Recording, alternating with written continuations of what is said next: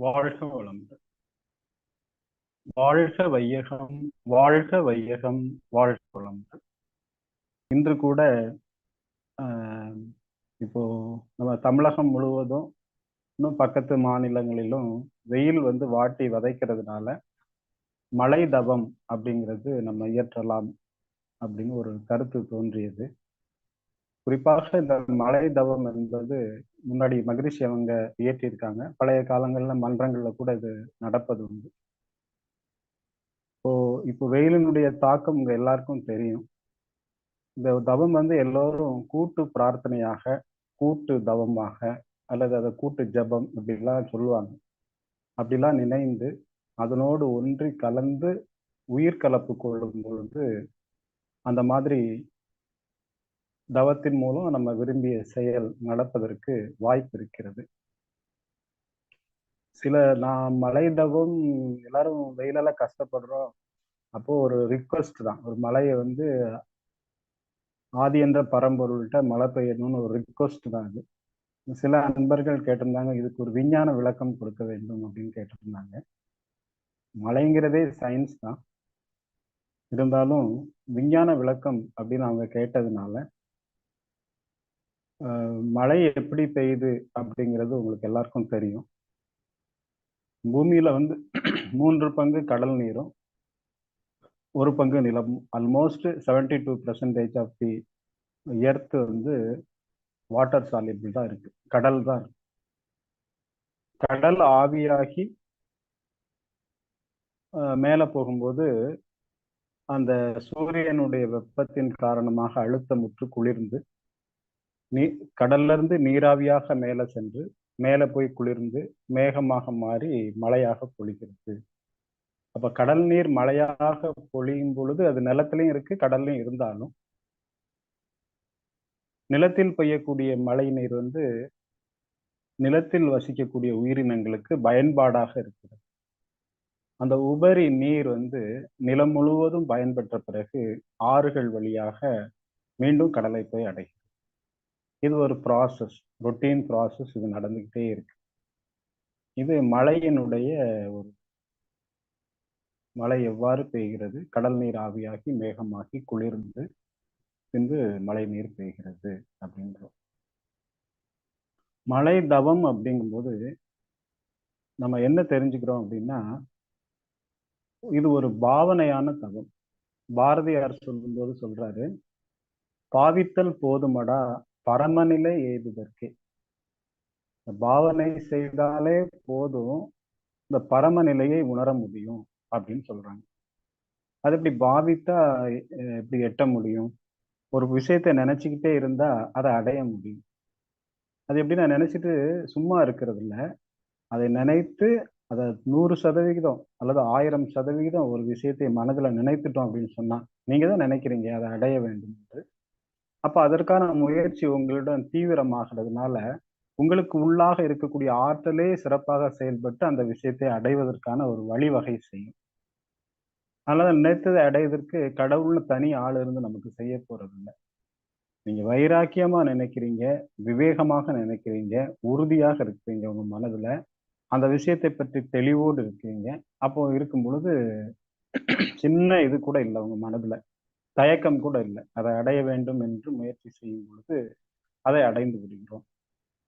அப்போ பாவனையாக அல்லது மனதோடு இணைந்து எந்த காரியம் செய்தாலும் அதை அடைவதற்கு வாய்ப்புகள் இருக்கிறது அப்படின்னு பெரியவங்க எல்லாம் சொல்றாங்க.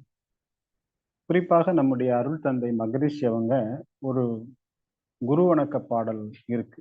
அதுல பாத்தீங்கன்னா, எப்பொருளை எச்செயலை எக்குணத்தை எவ்வுயிரை ஒருவர் அடிக்கடி நினைந்தால் அச்செயலின் தன்மையதாய் நினைப்போர் ஆற்றல் உயிரினும் உடனிலும் மாற்றம் காணும் அப்படின்னு சொல்றாரு.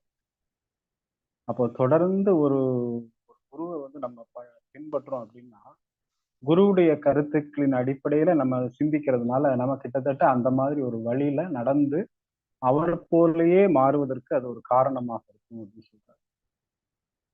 எப்பொருளை எச்செயலை எவ்வுயிரை ஒருவர் அடிக்கடி நினைந்தால் அச்செயலின் தன்மையதாய் நினைப்போர் ஆற்றல் உயிரினிலும் உடனிலும் மாற்றம் காணும்.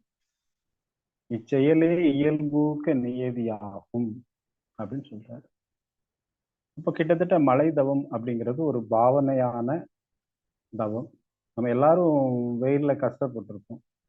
அப்ப அந்த கஷ்டம் பிறரும் பட வேண்டாம் அப்படின்னு நினைச்சு நம்ம எல்லாரும் சேர்ந்து செய்யக்கூடிய ஒரு கூட்டு தவம் தான் இது. இன்னும் பாவனையா இருக்கிறதுக்கு நான் உங்களுக்கு ஒரு உதாரணம் சொல்றேன். நீங்க அடிக்கடி கேட்ட உதாரணம் தான். இப்போ மாங்காய் இருக்குதுன்னு வச்சுக்கிடுங்க. மாங்காய் இருக்கு. மாங்காய் எதுக்கெல்லாம் சாப்பிடலாம் அப்படின்னு சொன்னா, தயிர் சாதத்துக்கு சாப்பிடலாம்.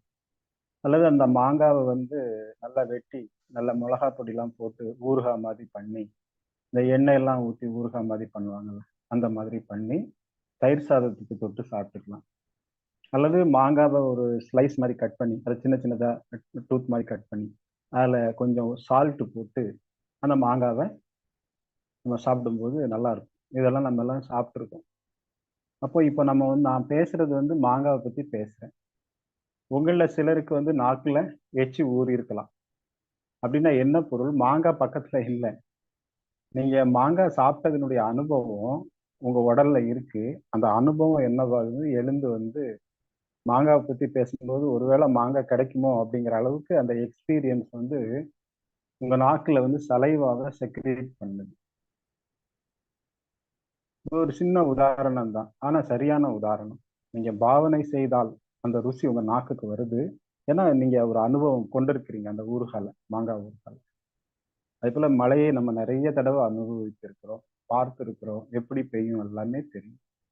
ஆகவே உலக நன்மைக்காக வேண்டி நம்ம மாநிலம் மட்டுமில்ல, பக்கத்து மாநிலங்கள் உலகம் முழுவதும் எங்கெல்லாம் மழை தேவையோ அங்கெல்லாம் பெய்யட்டும் அப்படின்னு சொல்லி நம்ம ஒரு மலை தவம் செய்ய போறோம்.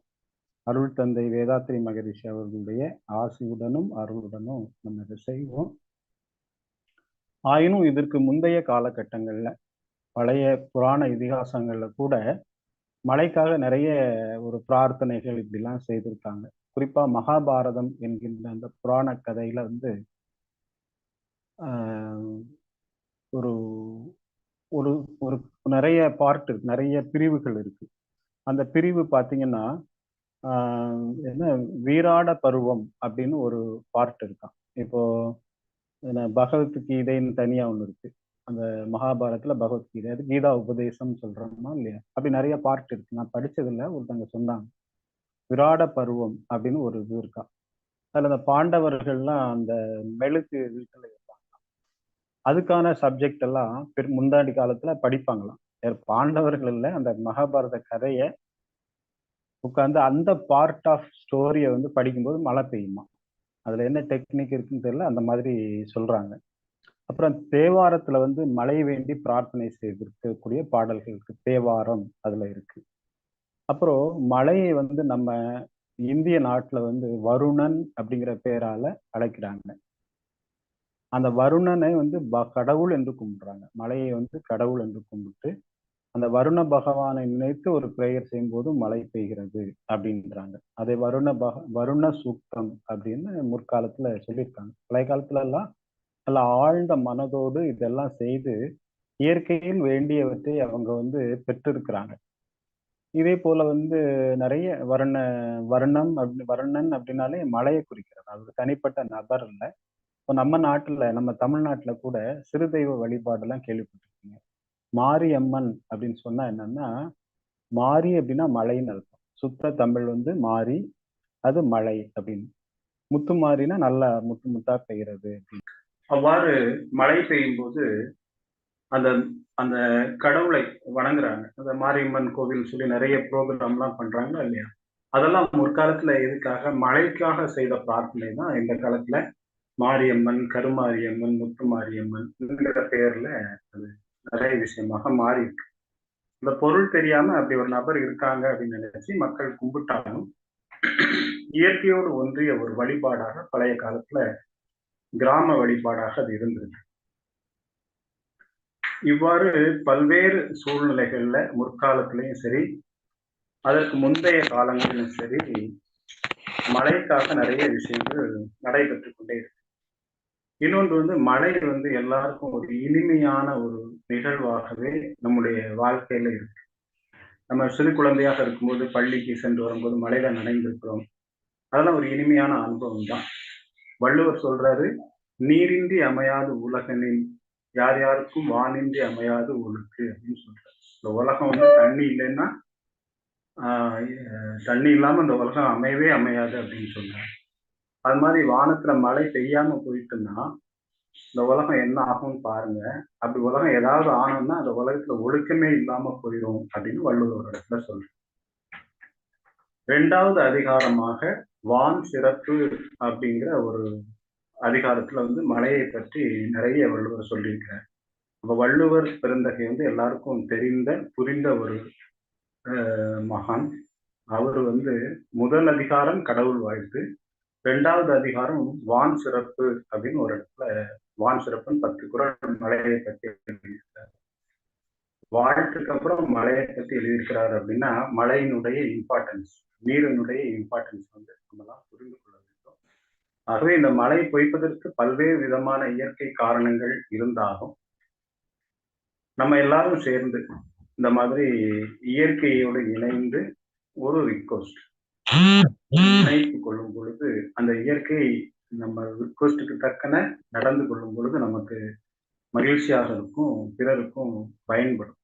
நல்லோர் ஒருவர் உளரேல் அவர் பொருட்டு பெய்யன பெய்யும் மழை அப்படின்னு ஒரு இருக்கு. இப்ப நம்ம எல்லாம் நல்லவரான்னு தெரியல, இனிமேதான் தெரியும். ரொம்ப நாள் அடிக்கிற வெயில பார்க்கும்போது எல்லாம் நல்லவராக இல்லை போல. நம்ம எல்லாம் நல்லவரா கெட்டவரானா இன்னும் கெட்டவர் தான் சொல்ற மாதிரி இயற்கை மாறி இருக்கு. இயற்கை நினைக்குதோ என்னவோ அந்த மாதிரி. அப்புறம் இன்னொரு குறள்ல வள்ளுவர் சொல்றாரு, தானம் தவம் இரண்டும் தங்கா வியனுலகம் வானம் வழங்காதெனில் அப்படின்னு.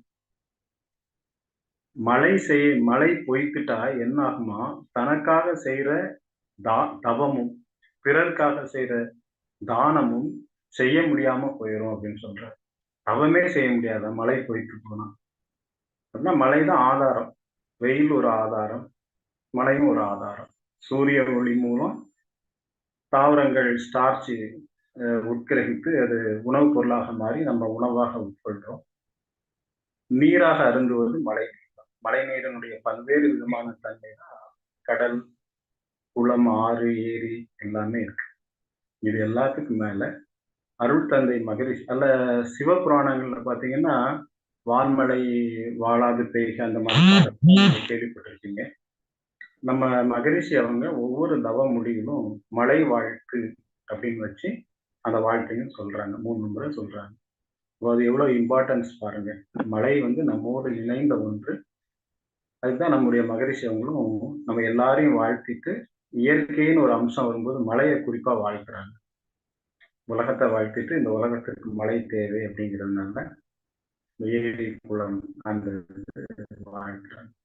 அப்போ நம்ம எல்லாம் ஒவ்வொரு முறையும் மழை வாழ்த்து சொல்லும்போது இன்னும் ஆழ்ந்து மனதை வைத்துக் கொண்டு ஒரு மெக்கானிக்கலா சொல்லாம வைத்துக் கொண்டு சொல்ல வேண்டும். இன்று நம்ம தொடர்ந்து மழை தவத்திற்குள்ள செல்லலாம். குறிப்பாக மீண்டும் சொல்கிறேன், இது ஒரு பாவனையான தவம். ஆகவே நீங்கள் நன்றாக பாவித்து எவ்வாறு மாங்காவை எண்ணெய்த்தால் வாயில் எச்சில் ஊறுகிறதோ உமிழ்நீர் சுரக்கிறதோ அதுபோல ஆழ்ந்து சென்று மழையினுடைய அனுபவத்தை உங்களுக்கு துணையாக கொண்டு, இதுல நான் பாவனையா தான் சொல்ல போறேன், வேற ஒன்றும் இல்லை. அந்த பாவனையோடு இணைந்து செல்லும் பொழுது நமக்கும் அந்த எச்செயலை எப்பொருளை நினைக்கிறோம், மழையை நினைக்கும் போது அதற்கும் நமக்கும் ஒரு தொடர்பு வந்து அந்த மாதிரி ஒரு இயற்கை நன்மை நடப்பதற்கு வாய்ப்பு இருக்கிறது.